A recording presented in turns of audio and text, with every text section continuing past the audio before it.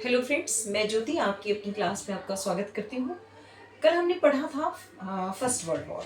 ठीक है, तो कल जिन्होंने भी मेरा वीडियो देखा, आई होप कि उनको वीडियो अच्छा लगा हो, पसंद आया हो और कॉन्सेप्ट बिल्कुल क्लियर हुआ हो। कल हमने फर्स्ट वर्ल्ड वॉर में दो ग्रुपों की चर्चा की थी, जिसमें एक था सेंट्रल पावर और दूसरा था अलाइड नेशन। अलाइड नेशन में जो देश थे वो जीत गए थे, जिसमें ग्रेट ब्रिटेन उनमें से एक था। ठीक है, उसी क्रम में हम आगे बढ़ेंगे जो आपके सिलेबस में है क्लास 10th में, खिलाफत आंदोलन। ठीक है, खिलाफत मूवमेंट। तो हम आज इसी पर चर्चा करेंगे कि ये क्या था, क्यों हुआ और इनमें क्या क्या चीज़ें थी, वो सारी चीज़ें हम इस पर डिस्कस करेंगे। ठीक है, तो खिलाफत आंदोलन क्या है पहले हम उसको समझते हैं। ये खिलाफत आंदोलन हुआ 1919 में। ठीक है, 1919 में, 1918 में आपका फर्स्ट वर्ल्ड वॉर खत्म हुआ था। फर्स्ट वर्ल्ड वॉर 18 में समाप्त हुआ और खिलाफत आंदोलन उसके जस्ट बाद शुरू हुआ।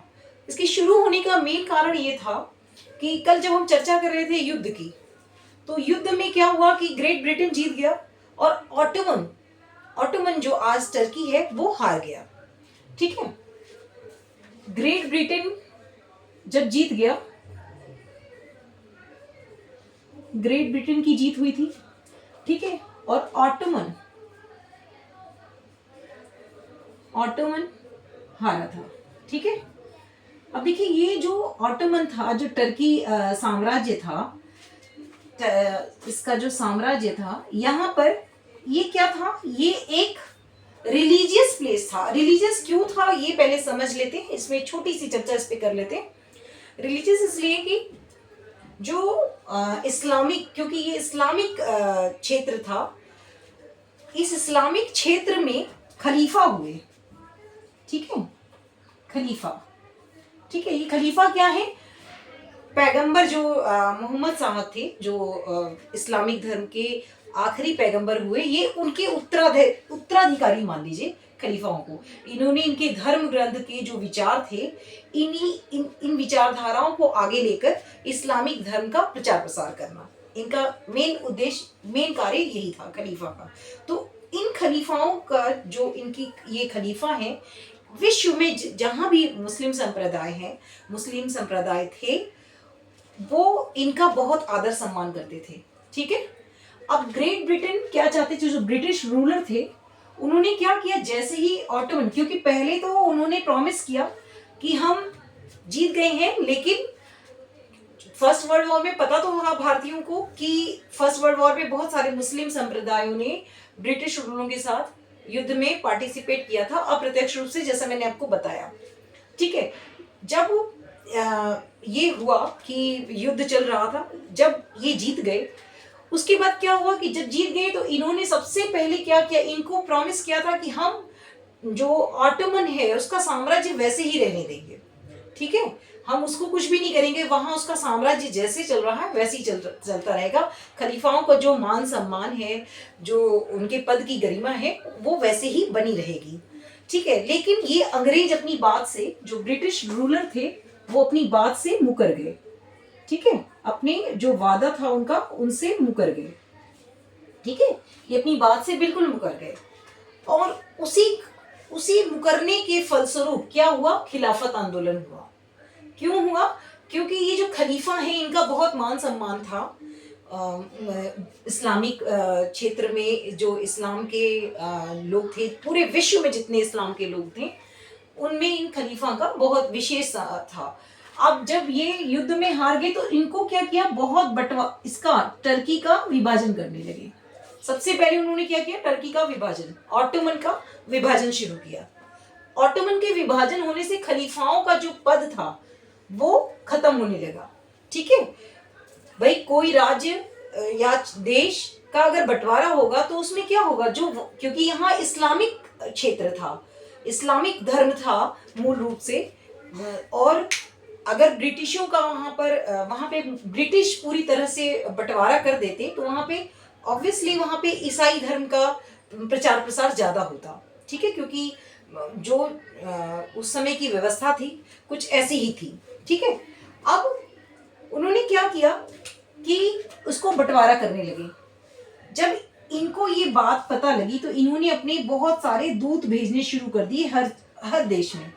ठीक है, भारत में जब ये समाचार पता लगा कि वहाँ के खलीफाओं का मतलब वहाँ का साम्राज्य खत्म किया जा रहा है, उसको विघटित किया जा रहा है वहाँ के देश को, तो उन्होंने क्या किया, एक कमेटी बैठाई।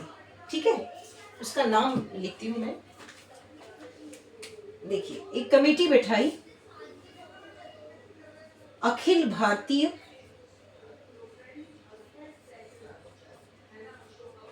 खिलाफत कमेटी। ठीक है,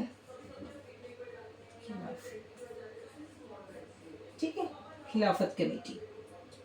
ठीक है, ये कमेटी उन्होंने का गठन किया। ठीक है, जिसका मेन कार्य था कि जितने भी मुस्लिम क्षेत्र हैं, मतलब इस आंदोलन का मेन मकसद था कि टर्की जो राज्य है, जो ऑटोमन राज्य है, उनको विघटित ना किया जाए। दूसरा, जो खलीफा का पद है उसका दोबारा से पुनर्गठन किया जाए, जो वो जैसा था वैसा ही रहेगा, उनका ही साम्राज्य रहेगा। पर अंग्रेज ये बात मानने से, जो ब्रिटिश रूलर थे, ये बात मानने से बिल्कुल मना कर रहे थे कि हम ऐसा नहीं करेंगे। और इस वजह से भारत में इस आंदोलन को में एक तूल पकड़ लिया, एक बहुत बड़ा विद्रोह छिड़ गया अंग्रेजों के खिलाफ। ठीक है, अंग्रेजों के खिलाफ बहुत बहुत बड़ा विद्रोह हो गया। ठीक है, वो सारे एकजुट हो गए। चूंकि वो सारे एकजुट हो गए, अब यहाँ पर जो ब्रदर्स आते हैं, मैं इनका नाम लिखती हूँ। देखिए, अली ब्रदर्स आते हैं। ठीक है, अली ब्रदर, या जिसको आप अली बंधु कहते हैं, अली बंधु। इन्होंने इस अखिल भारतीय खिलाफत कमेटी की शुरुआत की। ठीक है, इनके क्या नाम है, मोहम्मद अली और शौकत अली। मोहम्मद अली और शौकत अली।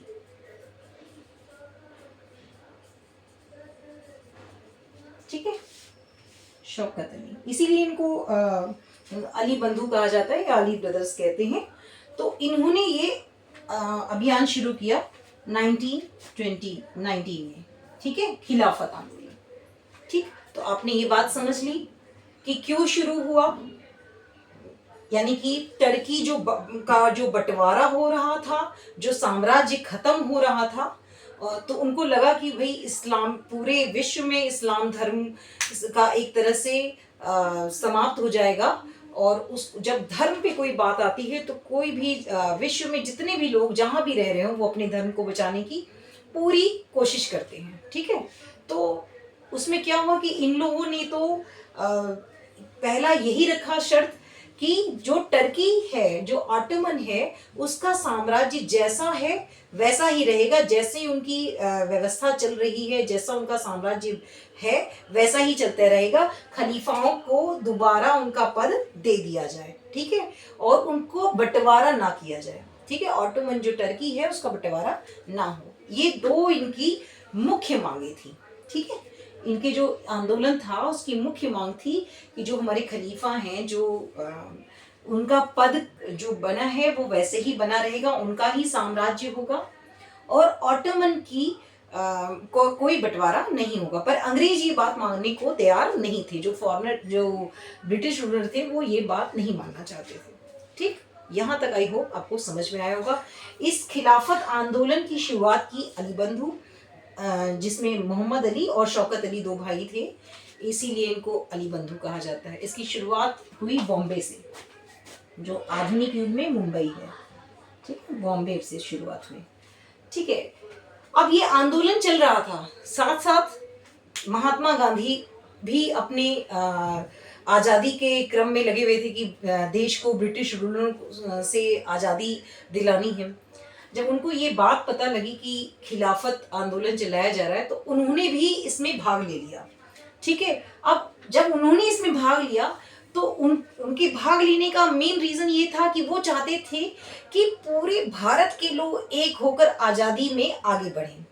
ठीक है, पूरे भारत के लोग, चाहे वो मुस्लिम संप्रदाय हो या हिंदू संप्रदाय, तो वो चाहते थे कि पूरे पूरे भारत के लोग एकजुट होकर आज़ादी की लड़ाई को लड़े।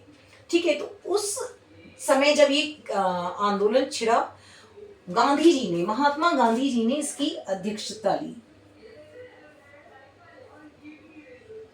महात्मा गांधी जी ने दिल्ली में एक सम्मेलन हो रहा था, वहां पर इसके अध्यक्ष बन गए। ठीक है, इस कमेटी के अध्यक्ष, जो ऑल इंडिया खिलाफत कमेटी थी, इसके अध्यक्ष बने महात्मा गांधी। ठीक है, यहां तक क्लियर है। अध्यक्ष थे महात्मा गांधी जी। उन्होंने, उनका मेन मकसद क्या था कि पूरा जो भारत है वो एकजुट होकर आज़ादी लड़ेगा। उन्होंने इस बात का फायदा उठाया कि ये सही समय है कि हम एकजुट हो जाएंगे। ठीक है, और उनको पता था कि जब धर्म पर बात होती है तो धर्म क्या होता है कि जब भी किसी धर्म पे बात होगी तो विश्व में कहीं भी किसी धर्म पे कोई बात हो, सारे लोग एक हो जाते हैं। ठीक है, सारे लोग एक हो जाते हैं। उन्होंने क्या किया कि अध्यक्षता संभाल ली, और उसके बाद अभी तक उन्होंने ये शर्तें रखी। एक तो टर्की जो है, जो ऑटोमन है, उसका विघटन रोक दिया जाए, मतलब विघटन नहीं होगा, वो विघटित नहीं होगा। ठीक है, मैं इसको रद्द कर देती हूँ। उनकी क्या क्या शर्तें थी ये देख लीजिए। एक तो टर्की का विघटन नहीं होगा। ठीक है, यानी उसको बांटा नहीं जाएगा, जो जैसा है उसका साम्राज्य वैसा ही रहेगा, विघटन नहीं होगा। एक तो ये, ठीक है, पहली शर्त इनकी ये थी। ठीक, दूसरी शर्त ये थी खलीफा का पद का पुनर्गठन, है ना, यानी जो उनकी पहले से जैसे चल रहा था वैसे ही रहेगा, उसको बदला नहीं जाएगा, उनका पद पूरे ससम्मान वैसे ही चलता रहेगा।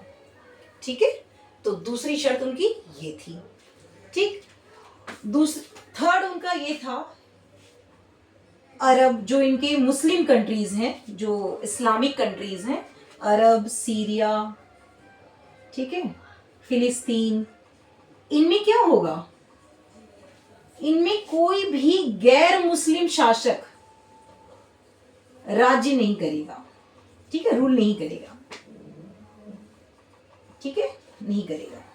ठीक है, तो ये 3 पॉइंट्स हैं जो बहुत इंपॉर्टेंट है। इनकी शर्तें क्या थी, अभी मैं आपको जो बता रही हूं उसको एक बार और देख लेते हैं। देखिए, जो आंदोलन शुरू हुआ वो मेन शुरू हुआ ऑटोमन के विघटन के साथ, यानी उसको बांटा जा रहा था और खलीफाओं का पद समाप्त किया जा रहा था। यानी उनको डर हो गया था कि इस्लाम धर्म